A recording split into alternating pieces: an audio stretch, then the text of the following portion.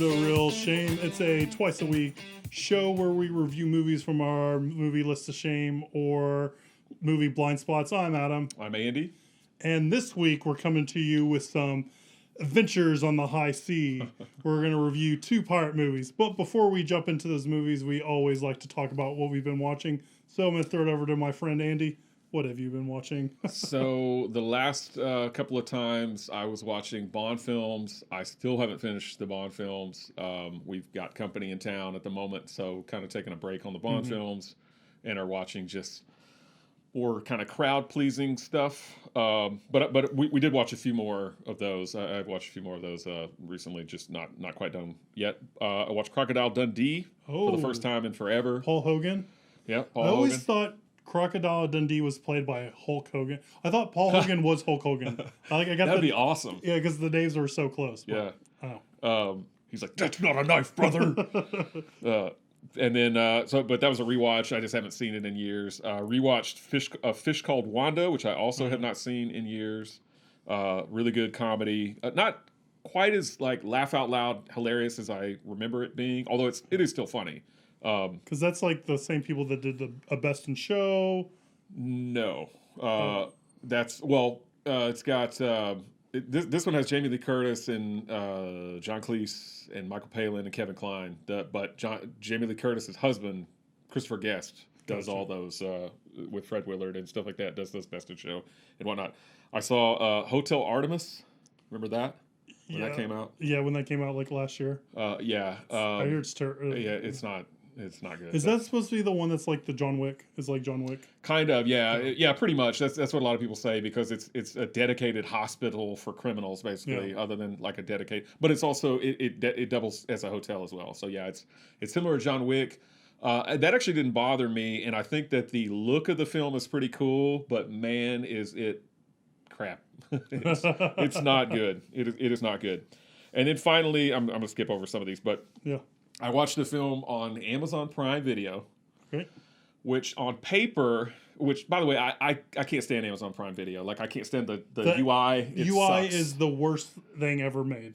Which I don't get because Amazon, Jeff Bezos has more money than God. I don't understand why they can't design. But I'm sure they have great developers there. Why can't they design something? Well, also the Amazon website is kind of a site is kind of sore nose. Yeah, so. I guess I'm just so used to it because I buy crap on there all the time. But I tend to watch more movies on like Netflix and some of the other streaming services than Amazon Prime, but their UI sucks. Amazon Music also sucks. Really anything they do outside of maybe their website, but even you think that kind of sucks. But, basically. But on paper, this sounds like the exact kind of movie that I would absolutely love. I heard about it because again, Amazon Prime Video does not do a good job of promoting their own film. It's an Amazon original movie, but they don't do a very good job. Like when you get onto Netflix, their original content is front and center. Yeah. It's like, hey, watch our stuff. Amazon Prime Video, you got to search for it. It's like it's not even like on the front page. Yeah. You're like, what the hell? It's called The Vast of Night. Okay, I was trying to do the math in my head to figure out if I could figure out what it was. Yeah, it's called The Vast of Night. Well, I never would have heard of it. We're not for Reddit. But people on Reddit were just gushing about it. They're like, if you like The Twilight Zone, if you like The Outer Limits, if you like the anthology shows like that, you will absolutely love The Vast of Night.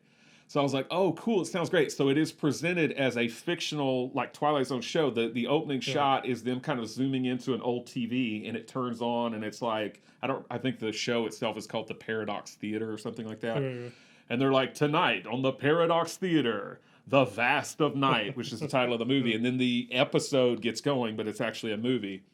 I couldn't stand it. I was so disappointed because I read such good things. Admittedly, I mean, basically just on Reddit, but I'd read such good things about it. I didn't agree with almost anything that the director chose to do in the movie. I didn't agree with the cinematography. I didn't agree with the dialogue. There's these long tracking shots. For about the first 20 minutes of the movie, there's these long tracking shots that basically just follow 2 people talking, and it just gets irritating. I thought it was so annoying. So I got on Reddit, and I saw a few people say, you have to stick with it through the first 20 minutes or so because it's kind of grueling, but then it gets better. It does not get better.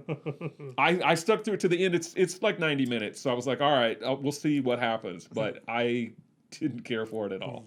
sadly. So I'll skip it. It's called The Vast of Night. Vast of Night. That's a no pass. If you're a Twilight Zone fan, which I think Twilight Zone is the greatest show ever, or Outer Limits fan, or whatever, your mileage may vary. You might like it, but I hated it, honestly. Right. Couldn't stand it. Yeesh. That's it for me. All right. What are you watching? So, Kirby, you know this. I don't know if our audience knows this. Loves 90s action movies. But there's gaps, and she has a real shame for 90s action movies. There's gaps in her knowledge, right? Right. So I find these 90s movies that I have nostalgia for that she hasn't seen, and we're watching them. And so, like, one of them was Passenger 57, which we watched ages ago before the podcast, but she loved it. You know, she's never seen it. And the other one was a 90s movie that has Keanu Reeves and Morgan Freeman. You know which one that is? Is it Chain Reaction? Chain Reaction. Yeah.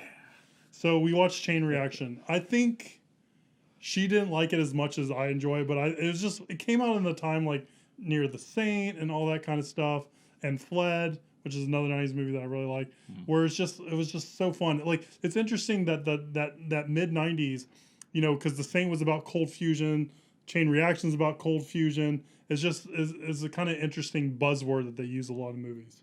But we got a couple more on the list that we're gonna show her, that we're gonna watch of 90s movies she hasn't seen. The other thing we watched was Boogie Nights. She wanted to sit down and enjoy Boogie Nights.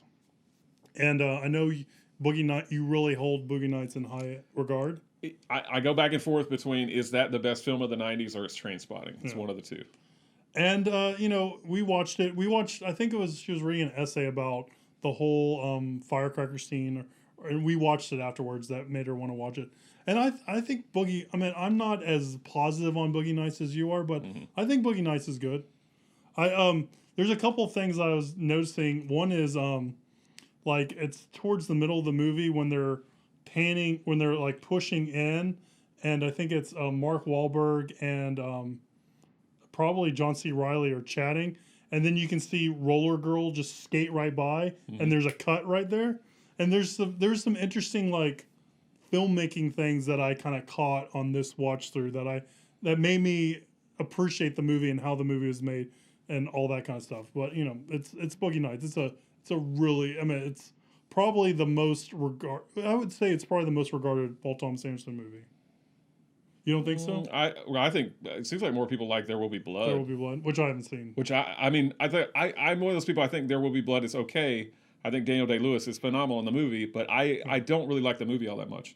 I feel like his best movie, obviously, is Boogie Nights. Everything he's done after that has been mostly good, but I just don't think it holds a candle to Boogie Nights. Yeah. But that's just me.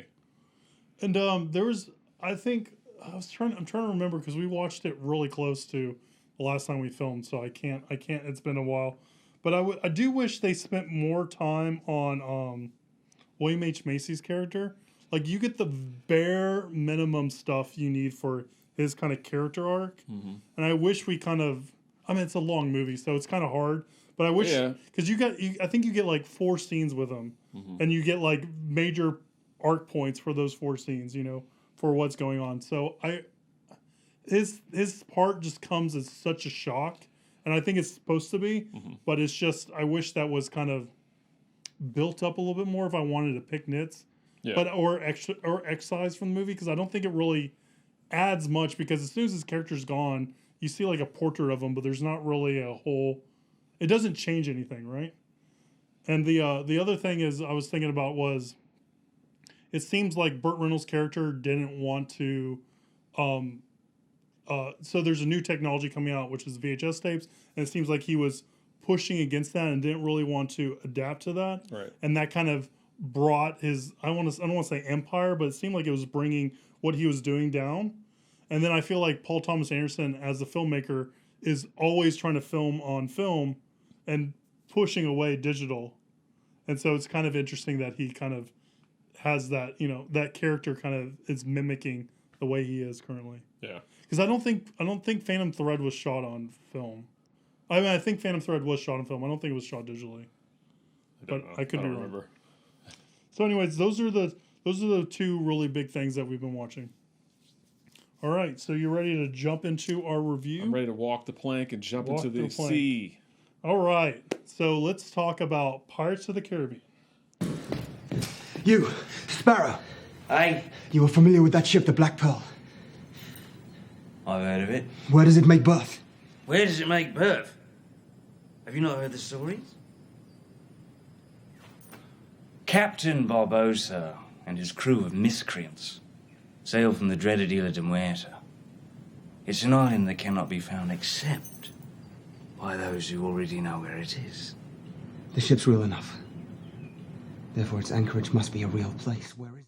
So let's set your sail for adventures. There be pirates in these waters. Pirates of the Caribbean, directed in 2003, came out in 2003, directed by Gore Verbinski and written by Ted Elliott and Terry Rossio. Pirates of the Caribbean, you follow Johnny Depp's Captain Jack Sparrow as he tries to get back his lost ship, the Black Pearl. He's joined by Orlando Bloom and Keira Knightley as they brush up against Geoffrey Rush's Captain Barbossa, who's currently captaining the Black Pearl. This is a movie I haven't seen, and Andy hasn't seen. This movie I've seen a bunch of times, and Andy hasn't seen. So, what do you think of Pirates of the Caribbean, Curse of the Black Pearl? I liked it. I'm sure I've seen bits and pieces of Jack Sparrow, Johnny Depp as Jack Sparrow, but because when you suggested, that this be the next movie on my list that we watch, I was like, wait a minute, have I seen it? I started second guessing myself, thinking like, have I seen it? But I don't think I've seen it because I didn't know what was going to happen. I didn't know what was going to, well, I kind of did know what was going to happen because it's not exactly not predictable, but that's not a bad thing. I did know that Jack Sparrow was actually one of the undead or whatever. I actually did know that. That had been spoiled somewhere along the way. Well, he becomes one of the undead later on. Well, yeah, I mean, there's a big reveal in the movie where he gets knocked into the moonlight, and suddenly but that's after he takes a coin. So when he's talking to Captain Barbossa and he reaches coins out, he grabs 4 coins, but he only places 3 in the Aztec trunk, and that's why he's able to throw that coin to Will Turner, who cuts his hand and drops both coins in there, and then make him human again, and that's why he's able to, spoiler, kill Captain Barbossa. But that's so is he not undead the whole time? Oh, no. Then I messed that up. I thought he was undead the whole time because in my mind I was thinking I guess we just didn't see him in the moonlight up till now. Then I messed up that plot point. Like I said, I've seen this movie. I've probably seen this movie a dozen times. Wow. I want to hear more what you think about it, but I love this movie. I do. So it's a lot of fun. I can see. I mean, obviously, I can see why people thought Johnny Depp was great as Jack Sparrow because he is great as Jack Sparrow. He was nominated for an Academy Award. Of course, he did not win, but because stupid Sean Penn had to win for Mystic River. This is like your Sean Penn's robbed a bunch of people out of Academy Awards. I mean, Mystic River's good too. But no, Johnny Depp's great. I like Keira. I didn't find anybody in the movie unlikable. I thought everybody was cool. I thought Orlando Bloom did good because he's sort of the Errol Flynn type role in this movie, which we're going to get to when we talk about the next movie. Yeah, with Errol Flynn. But I liked it. I didn't really. My biggest complaint, I do think it's a little long. Oh, wow. And I looked at the runtimes of the other Pirates of the Caribbean movies, they're even longer. Most of them, it seems like. I do think so. On that, I think there's a lot of repeat of the same sets, and there is a little lull in it. But I think the fact that we're going to the same place over and over again, we go to Tortuga more than once. We go back to the cave for the Aztec, then back. I do feel like that kind of a lot, that makes it feel long, but I can understand that, but I don't feel that way. I mean, it's 2 hours and 20 minutes, something like that. Well, I'm always known as the guy who doesn't like long movies, but I did look on Rotten Tomatoes, and that seemed to be the general consensus of critics. Even Roger Ebert was like, "There's no reason for this to go on too long," or whatever. But anyway, that didn't really detract from my enjoyment of the film. I thought it was good. The CGI was 2003 CGI. It's not bad at all. I mean, I didn't think it was bad necessarily, but it did look maybe a little dated. I don't know. It's kind of hard to say. I mean, because we're 17 years on, so yeah. But again, not bad. I mean, it was like Hollow Man or something like that. Still pretty decent CGI. Well, I mean, that had pretty good effects. Yeah, no, I hear you. So, there was a lot of revolution. It was revolutionary, but I think actually Dead Man's Chest was even more revolutionary in its digital stuff. Yeah. But like a lot of the skeleton crew, when they're under the moonlight, they would film it with live actors, and then they would film it without the live actors, and they'd film it blank, and they'd use that to kind of amalgamate and make it stuff like that. It's a really well done movie in that regard, I think. Yeah, and I do want to watch the sequels, despite the fact that I saw at least one of them is like an hour and 40 something minutes. I think I was like, wow. But I will watch the other ones at some point because I do want to continue that story. And apparently, I guess they're going to make what? There's 5 now. Yeah, I think there's 5 total? Yeah. And they're talking about making a 6th because got to milk that cash cow. So yeah, Gore Verbinski did the first 3, and then he was replaced then there was a director that did 4, and a director did 5. I remember correctly. 4 was.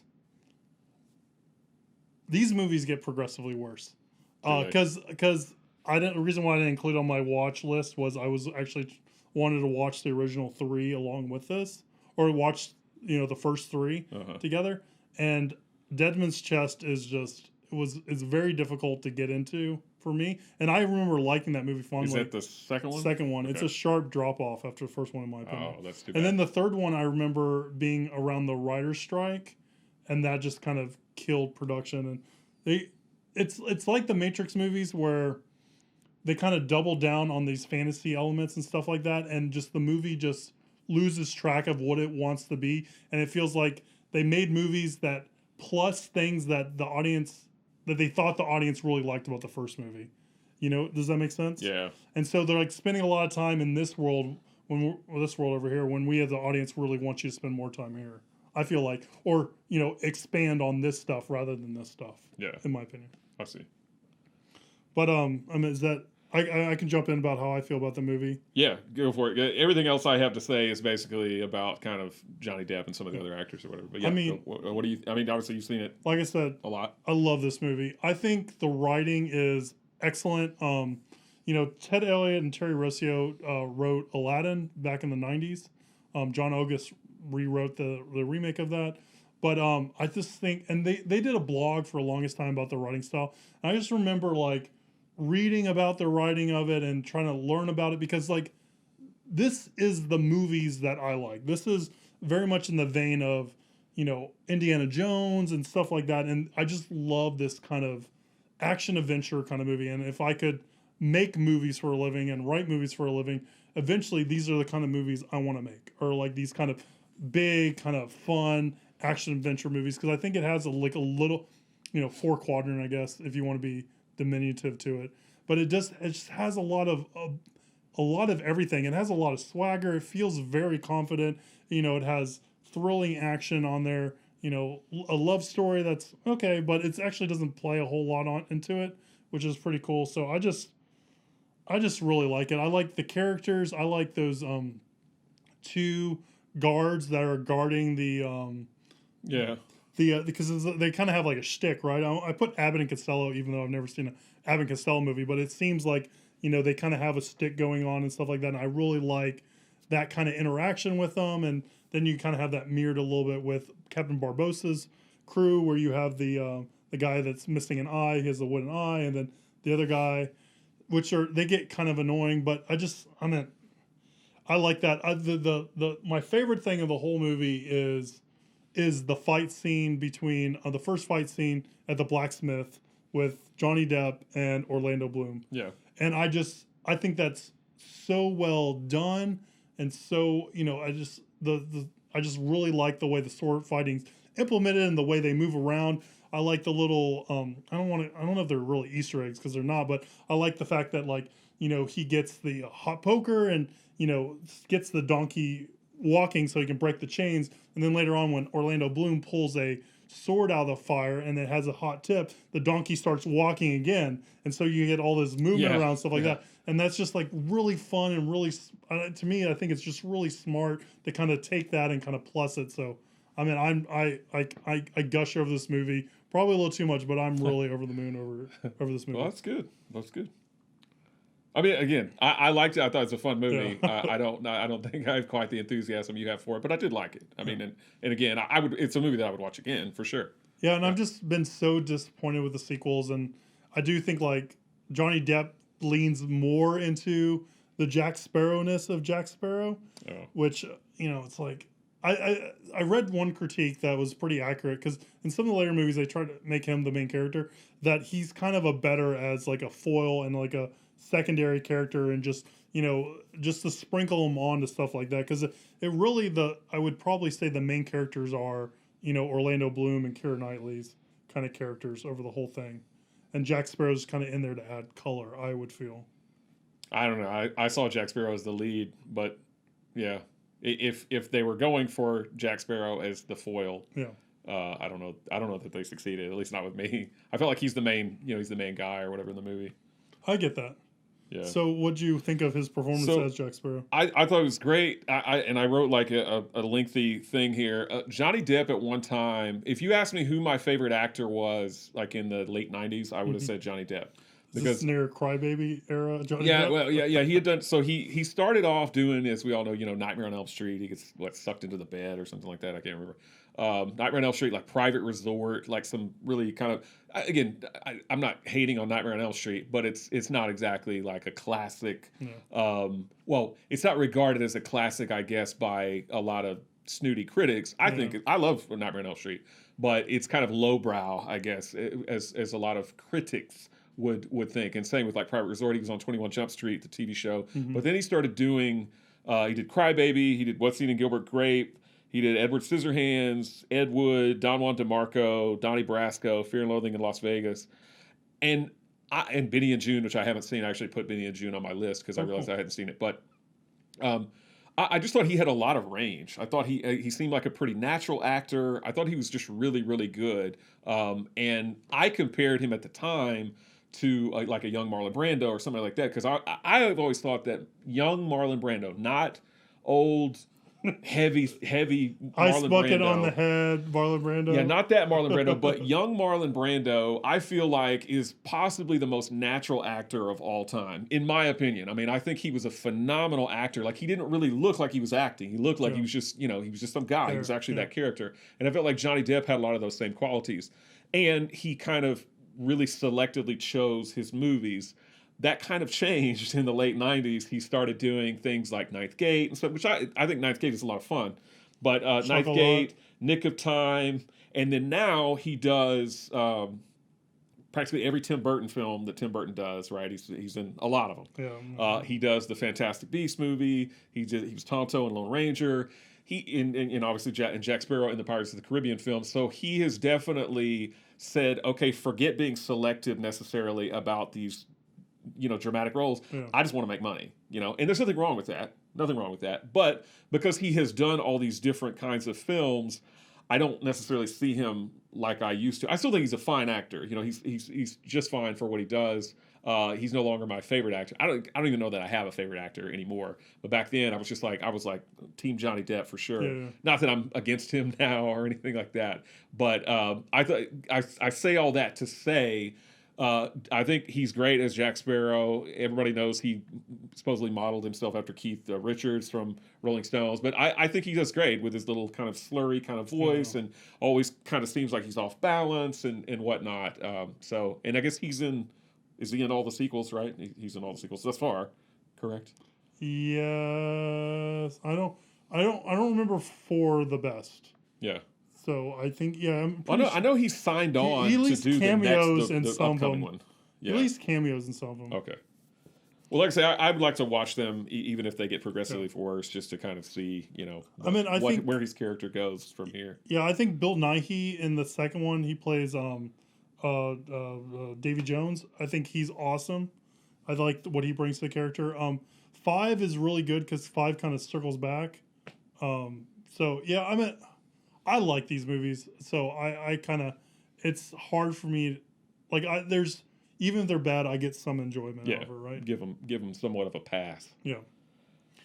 But yeah, I mean, it's so interesting because on paper you would, this is a movie based off a theme park ride. Yeah. and it shouldn't work, and it wouldn't work, and Disney didn't think it was going to work, if I remember correctly from behind the scenes, and it just blew up and did so well, and just surpassed all expectations.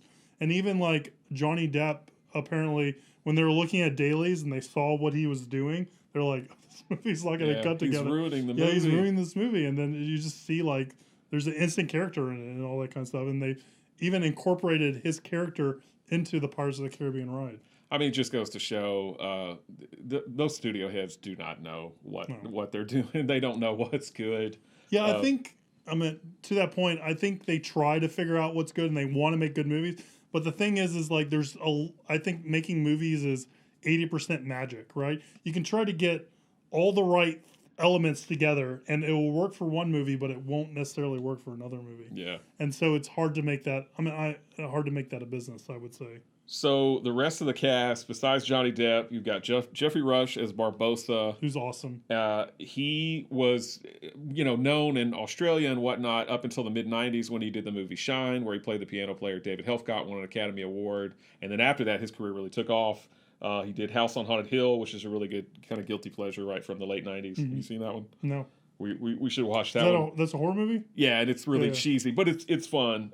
He did Shakespeare in Love, Les Miserables with Liam Neeson and some other thing, Mystery Men, and then he did Pirates of the Caribbean. Orlando Bloom had already done the Lord of the Rings movies at this point, so he was known as Legolas.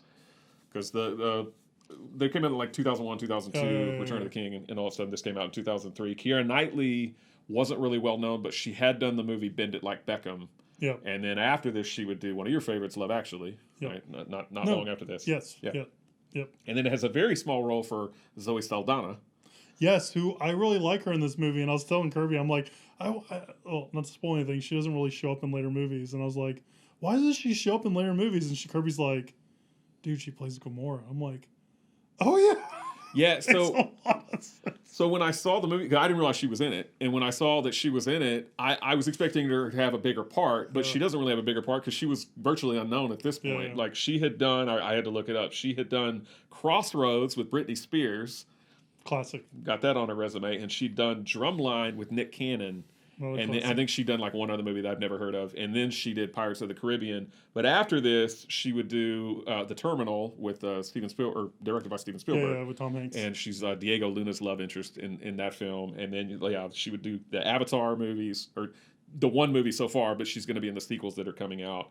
And like Kirby said, the Guardians movies. Yeah. And obviously she's done other stuff, Columbiana and whatnot. But she's gone on to be a bigger star. And one guy I noticed, Trevor Goddard. Who's that, you say? He played Kano. He played Kano in Mortal Kombat. He's one of the pirates in this movie. He plays a guy named Grapple. That's his character's name. I saw him a few times, and I was like, there's Kano. Unfortunately, sadly, he overdosed. He died of an overdose before Pirates of the Caribbean came out. So he never did another film Subterranean. after that. Yeah. Is that something like Underground? Yeah. That's my terrible Kano impression. I was like, hey, it's Kano. That's cool. It had 5 Oscar nominations. The only non-technical one was Johnny Depp, and he did not win, as we mentioned. He lost out to Sean Penn for Mystic River. Yeah. Makeup, sound editing, sound mixing, visual effects. What won all those awards? I believe it was Return of the King. Yeah. Because that kind of steamrolled everybody.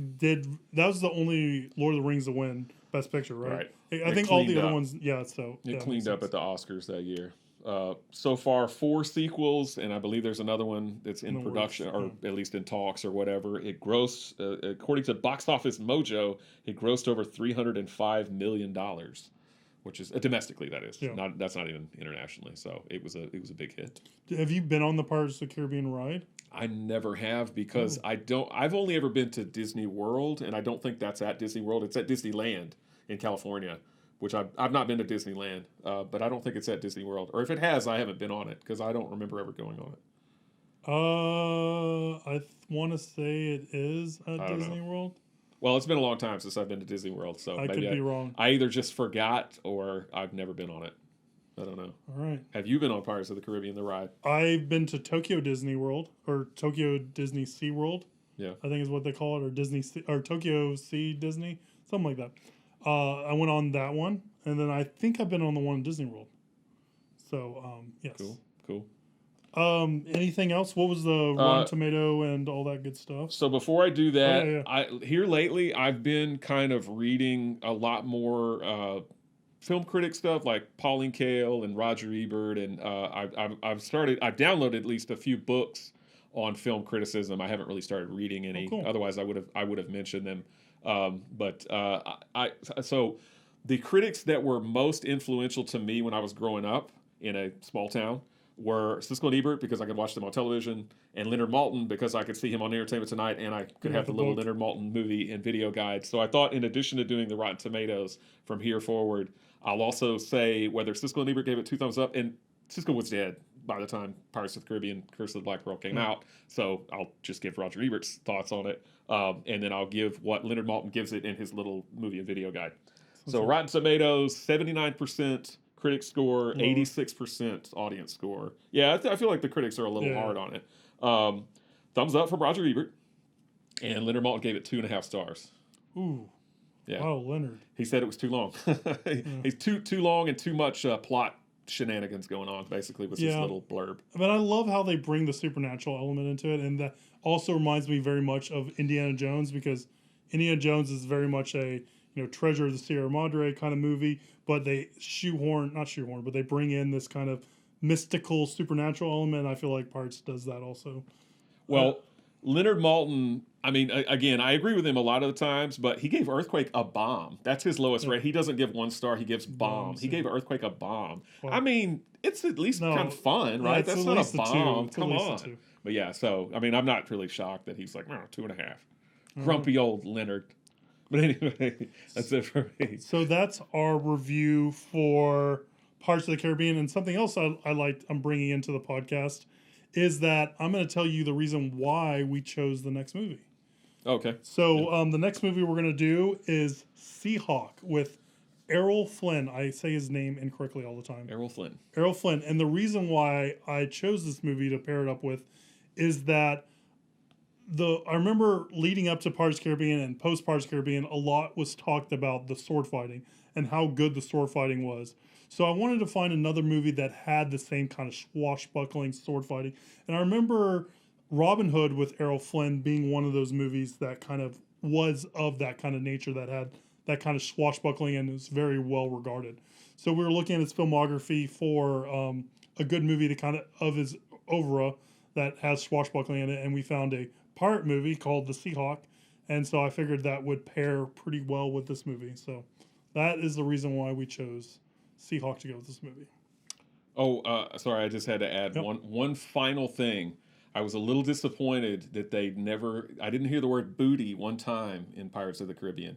Booty is another name for buried treasure. Yeah. I wanted to hear some booty. Pirate booty. I wanted to hear Geoffrey Rush Barbossa saying, like, we got cursed because we stole that booty, or something like that. But there's so many... I'm only kidding. Yeah. But there's so many things like that they say, like when the guy's looking for Keira Knightley and he goes, hello, Bobbit, or stuff like that. And just so savvy. Like, I remember that being used a whole lot and all that kind of stuff. Booty call. I gave him that booty call. All right. I don't know. So I'm trying to make a pathetic booty joke because it means pirate treasure. Sorry. And Pirates booty is also a popcorn snack here in the States. So if you've seen Pirates of the Caribbean and you feel any different than we feel, send us the email at realshame@gmail.com, realshame@gmail.com. We answer questions on our Wednesday episodes, so shoot us an email asking us a question that we'll answer live on air, and follow us on Instagram at realshame. And we'll see you next time when we review The Seahawk. I had to look at my notes again. The Seahawk. See you next time, guys.